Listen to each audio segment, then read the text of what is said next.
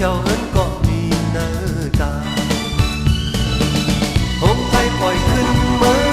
จำนวนดีเซอร์มาเท่าเมื่อย้อนสู้กันผมไปเที่ยวสมของแบบเรื่องก็แบบนี้เลย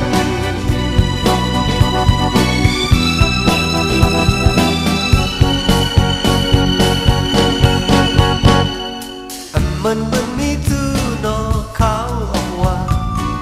สายดีเลยกว่ามนจนเธอหันแม่นสาวเล่าอ่อนอันเด็กคือ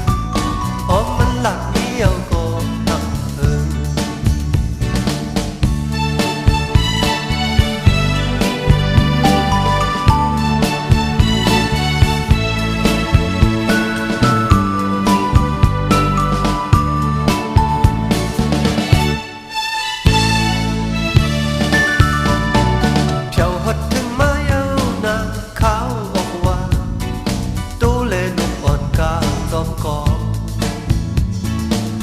กองเสียงมองปันอยู่ขึ้นนา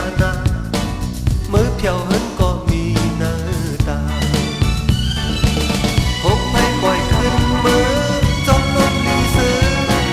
เมาเศร้าเข้ามือย้อนสู้กัน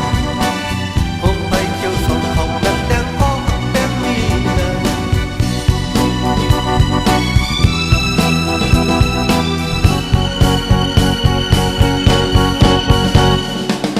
มันเป็นมีตู้นอขาวออกว่าสายตีเลยกว่ามนจนเธอ